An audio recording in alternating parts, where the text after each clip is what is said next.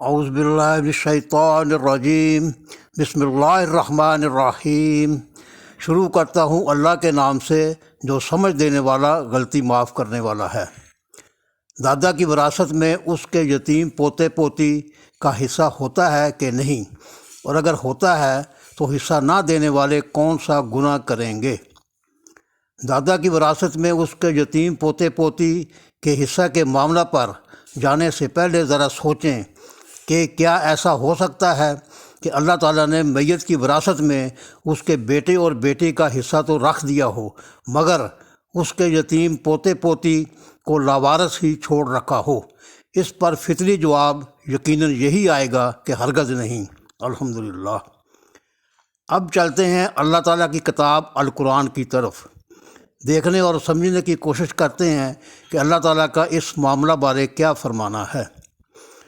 دادا کی وراثت میں اس کے یتیم پوتے پوتی کے حصہ کی اہمیت اور حساسیت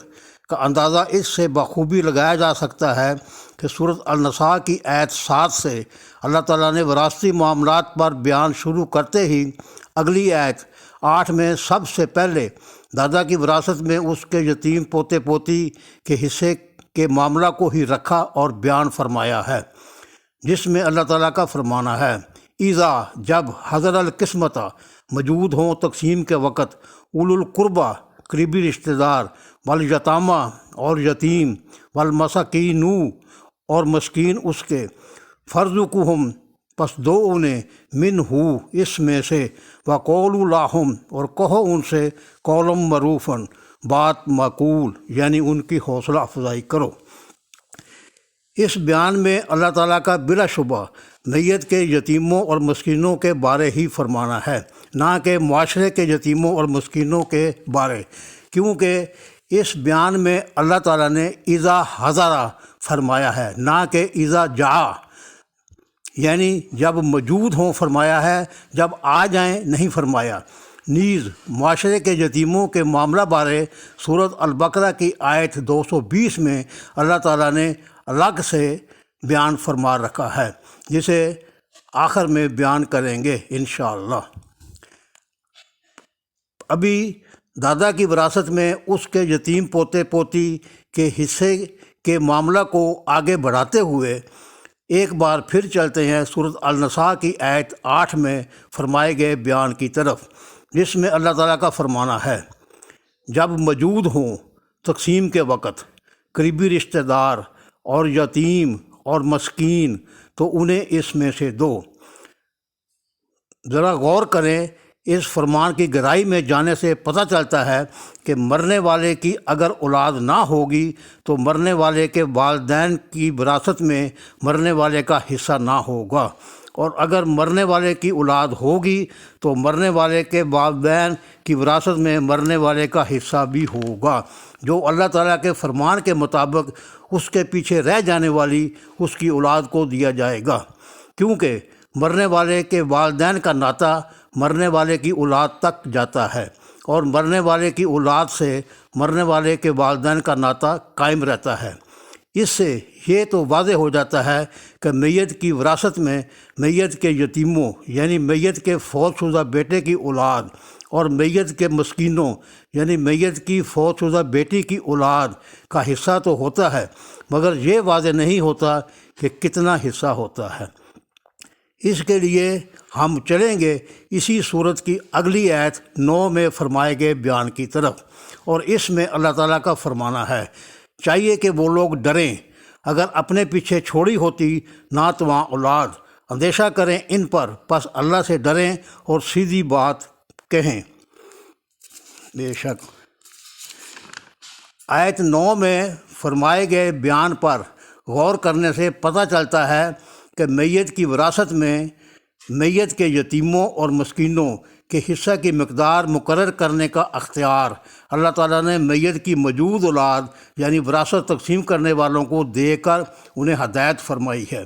کہ میت کی وراثت میں اس کے یتیموں اور مسکینوں کے حصہ کی مقدار اپنے بچوں پر قیاس کرتے ہوئے مقرر کریں، اور مقرر کرتے وقت ڈریں کہ اگر آج ان بچوں کی جگہ ان کے اپنے بچے بیٹھے ہوتے یعنی اگر اپنے فوت شدہ بھائی یا فوت شدہ بہن کی بجائے وہ خود فوت ہو گئے ہوتے تو فوت ہوتے وقت انہوں نے اپنے پیچھے رہ جانے والی اپنی ناتواں اولاد بارے کیا کچھ اندیشے رکھے ہوتے، جیسے کہ میرے بعد میرے ان چھوٹے چھوٹے بچوں کا کیا بنے گا وغیرہ وغیرہ۔ اللہ تعالیٰ کی فرمائی گئی ہدایت پر غور کرنے سے پتہ چلتا ہے کہ اس میں حکمت ہے کہ میت کی وراثت تقسیم کرنے والوں کو اللہ تعالیٰ نے جو ہدایت فرمائی ہے اس سے ہو سکتا ہے کہ میت کے یتیموں اور مسکینوں کے مالی حالات دیکھتے ہوئے میت کی وراثت میں سے انہیں زیادہ سے زیادہ حصہ مل جائے، اور یہ بھی ہو سکتا ہے کہ وراثت اتنی کم ہو کہ ساری کی ساری انہی کو مل جائے۔ الحمدللہ۔ اگلی آیت 10 میں اللہ تعالیٰ کا فرمانا ہے، جو لوگ کھاتے ہیں یتیموں کے مال نہ حق، بلا شبہ وہ اپنے پیٹوں میں آگ ہی بھرتے ہیں اور عن قریب آگ میں داخل ہوں گے، یعنی ان کا ٹھکانہ جہنم ہوگا۔ یہاں سوال یہ پیدا ہوتا ہے کہ آیت 8 میں تو یتیموں کے ساتھ ساتھ قریبی رشتہ داروں اور مسکینوں کو بھی میت کی وراثت میں سے دینے کا فرمایا گیا ہے، مگر آیت 10 میں صرف یتیموں کا حصہ نہ دینے پر ہی تنبیہ فرمائی گئی ہے۔ ایسا کیوں کر ہوا؟ اس پر جواب یوں ہے کہ یہاں معاملہ وراثت کا ہے، اور وراثت کے معاملہ میں سب سے حساس اور اہم معاملہ یتیموں کی وراثت کا ہی ہوتا ہے، کیونکہ ان کا والد فوت ہو چکا ہوتا ہے۔ اس لیے ان کے مرحوم والد کا اپنے والدین کی وراثت میں جو حصہ ہوتا ہے صرف وہ ہی ان کی وراثت ہوتی ہے، اس لیے اس سے زیادہ دینا تو درکنار، انہیں وہ بھی نہ دینا گناہ کبیرہ ٹھہرتا ہے۔ اسی لیے آیت 10 میں یتیموں کو ان کا حق نہ دینے پر سخت تنبیہ فرمائی گئی ہے۔ بے شک نیز یتیموں کے وراثتی مال کی حساسیت اور اہمیت کا اندازہ اس سے بھی ہو جاتا ہے کہ سورۃ النساء کی آیت 7 میں وراثتی معاملات پر بیان شروع کرنے سے پہلے ہی آیات 2 اور 6 میں یتیموں کے وراثتی مال بارے اللہ تعالیٰ نے یتیموں کے سرپرستوں کو ہدایات فرما دیں، جن میں اللہ تعالیٰ کا فرمانا ہے، یتیموں کو ان کا مال دے دو اور مت بدلو برے مال کو اچھے مال سے، اور نہ کھاؤ ان کا مال اپنے مال میں ملا کر، بے شک یہ بڑا وبال ہے، اور یتیموں کی نگرانی یعنی دیکھ بھال کرتے رہو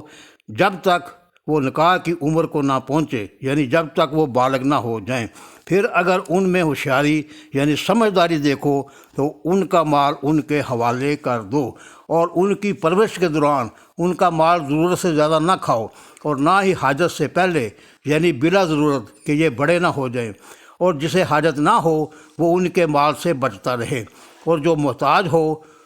تو دستور کے موافق کھائے یعنی خرچ کرے۔ پھر جب ان کے مال ان کے حوالے کرو تو اس پر گواہ کر لو، اللہ حساب لینے کو کافی ہے۔ بے شک امید ہے دادا کی وراثت میں اس کے یتیم پوتے پوتی کے حصے کا معاملہ واضح ہو گیا ہوگا انشاءاللہ۔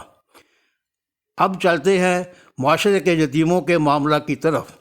معاشرے کے یتیموں کے معاملہ بارے سورۃ البقرہ کی آیت 220 میں اللہ تعالیٰ کا فرمانا ہے،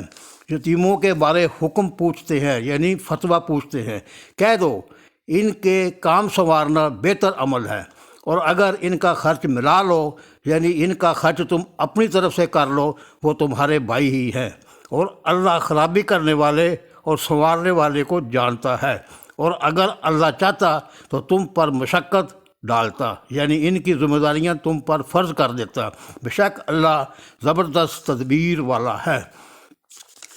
اپنے آج کے موضوع کو یہیں پر ختم کرتے ہیں، اور ہفتہ وار ہونے والی اپنی اگلی کاوش میں کسی دوسرے معاملہ بارے دین اسلام کی واضح ہدایات تک پہنچنے کی کوشش کریں گے انشاءاللہ۔ دعا ہے اللہ تعالیٰ ہماری مدد و رہنمائی فرمائے، آمین۔ اس کار خیر میں آپ بھی ہمارے ساتھ جڑ سکتے ہیں، اس کے لیے ہمارے چینل کو سبسکرائب کر لیں اور بیل بٹن کو پش کر دیں تاکہ ہماری ہونے والی ہر ایک کاوش آپ تک بآسانی پہنچ سکے اور پہنچتی رہے، اور آپ آگے پہنچاتے رہیں انشاءاللہ۔ ہمارا کسی سے کوئی اختلاف نہ ہے۔ ہم نے اپنا منہ اللہ اور اللہ کے رسول صلی اللہ علیہ وسلم کی طرف سیدھا رکھتے ہوئے اپنے معاملات بارے دین اسلام کی واضح ہدایات تک پہنچنے کی کوشش کرنی ہے انشاءاللہ۔ آپ کو ہم سے متفق ہونے یا نہ ہونے کا مکمل اختیار ہے، بے شک۔